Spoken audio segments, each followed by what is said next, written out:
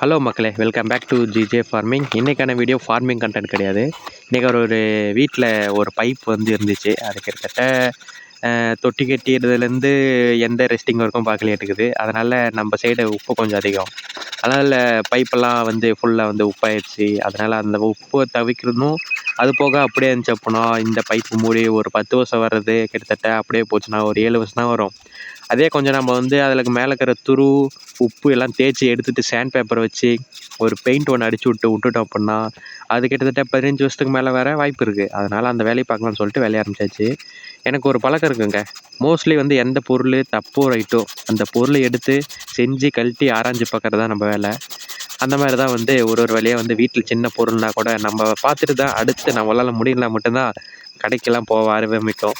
அதனால் இந்த முடிவு பார்த்திங்கன்னா நம்ம வந்து ரெடி பண்ண ஆரம்பிச்சிட்டோம். பாருங்கள் எந்த அளவுக்கு வந்து உப்பு வந்து கட்டியிருக்குன்னு. அதனால் சாண்ட் பேப்பர் போட்டு எல்லாத்தையும் ஃபுல்லாக வந்து தேய்ச்சி எடுத்தாச்சு. தேய்ச்சி எடுத்ததுக்கப்புறம் அதை வந்து ஃபுல்லாக துடைக்கணுங்க. எல்லாம் வந்து அது மேலே பெயிண்ட் அடித்தோம் அப்படின்னா சீக்கிரம் நிற்காதுன்ட்டு ஒரு வேஸ்ட்டு கிளாத்தை வந்து போட்டு ஃபுல்லாக வந்து தொடச்சி எடுக்க வேண்டியதுதான். இந்த மாதிரி வித் ஹோம் திங்ஸ் இந்த மாதிரி கண்டென்ட்ஸ்லாம் பார்க்க நம்ம சேனல் சப்ஸ்கிரைப் பண்ணி பெல்லுக்கு என்னால் போட்டுருங்க. மோஸ்ட்லி ஃபார்மிங் கண்டென்ட் தான் எடுத்து வரும். ஆனால் வந்து ரேராக தான் இந்த கண்டென்ட் எடுத்து வரும். ஆனால் ரேராக இருந்தாலும் ஒர்த்தாக எடுத்து வரும்.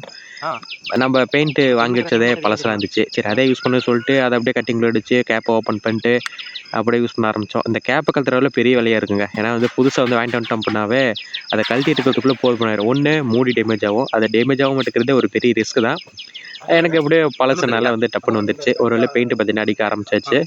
பெயிண்ட் அடித்து முடிச்சுட்டு ஒரு 2 மணி நேரம் 3 மணி நேரம் காய விட்டுட்டு அடுத்த தொட்டிலாம் ஃபுல்லாக கழுவி வச்சிட்டோம். இன்றைக்கி வர ஷட்டவுனு. சரி தண்ணி அப்படியே கரண்ட் வந்த வரைக்கும் காயத்துக்கு மேலே அப்படியே கரண்ட் எப்படியே வரதுக்கு அப்படியே இன்னும் ஒரு 5 மணி நேரம் 6 மணி நேரம் ஆயிரும். அதுக்குள்ளே காஞ்சிட்டோம் அப்படின்னு சொல்லிட்டு இந்த வேலையை பார்க்க ஆரம்பிச்சிட்டோம். அப்படியே பார்த்திங்கன்னா அடுத்து நம்ம ஃபார்மிங் கண்டென்ட்டில் உள்ள போனோம் அப்படின்னா நம்மளுக்கு இன்னும் இந்த மிளகாய் களை எடுக்கிறது, உரம் போடுற வேலை, தண்ணி கட்டுற வேலை ஏகப்பட்ட வேலை இருக்குது. அது அப்படியே லைனாக வந்து வீடியோ வந்துகிட்டே இருக்கும். அப்படியே எந்த இடம் சொட்டம் இல்லாமல் அப்படியே பார்த்திங்கன்னா வந்து அப்படியே பைப்லாம் வந்து அடிச்சுட்டு வர ஆரம்பிச்சிட்டோம்.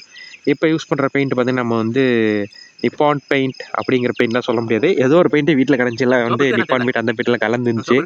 சரி அவசரத்துக்காகனு சொல்லிட்டு ஒரு பைப் தூக்கிட்டு வந்துட்டோம். சரி பிளாக் சும்மா அட்ராக்டாக இருந்துச்சு. அதனால் அடிக்க ஆரம்பிச்சிட்டோம். எந்த சொட்டையும் இல்லாத மாதிரி அடித்தாச்சு. இதுக்கு மேலே அடித்தா அப்படின்னா நம்ம கை ஃபுல்லாக பெயிண்ட் ஆகிட சொல்லிட்டு கட்டிங் பிளேட் யூஸ் பண்ணி இந்த பக்கம் அடிக்க ஆரம்பிச்சாச்சு. இது ஃபுல்லாக அடித்து முடிச்சுட்டு அப்படியே கொண்டு போய் ஒரு வெயில் விட்டுற வேண்டியது தான். வெயில் விட்டுட்டு அந்த பக்கம் அப்புறமேல் இன்னும் கொஞ்சம் இருக்குது பார்த்திங்களா, அந்த பக்கம் இதோட இரும்பு மூடி தொட்டி வச்சு சிமெண்ட் வச்சு காங்கிரீட் பூசிருக்குல்ல அது வந்து கையோடு அடிச்சிடும். ஏன்னா வந்து இது சீக்கிரம் போனாலும் அந்த பைப் சீக்கிரம் போகாது. ஆனால் வந்து அதை கொஞ்சம் அடிச்சிட்டா அதோட லாங் டைம் வந்து அதிகமாக வரும். நீங்களும் இந்த மாதிரி வீட்டில் இந்த மாதிரி வந்து பைப்பிங் ஒர்க்கு இந்த மாதிரி ஒர்க்லாம் பார்ப்பீங்க அப்படின்னா மறக்காமல் கமெண்டை தட்டி விட்டு போங்க. ஒரு வழியாக ஃபுல்லாக எந்த இடமும் சொட்டம் இல்லாமல் ஃபுல்லாக அடித்து முடிச்சாச்சு. இப்போ அடுத்த பிரச்சனை என்னென்னா பெயிண்ட்டு ப்ரஷ் வேறு டின்னர் ஊட்டி கழுவும். டின்னர் வேறு இல்லை. அதனால் என்ன பண்ண போகிறோன்னு தெரியல. அந்த ப்ரஷ்ஷை வேறு ஒரு வழியாக பாருங்கள். இதுக்கும் பாருங்கள் அடித்து முடிச்சாச்சுங்க.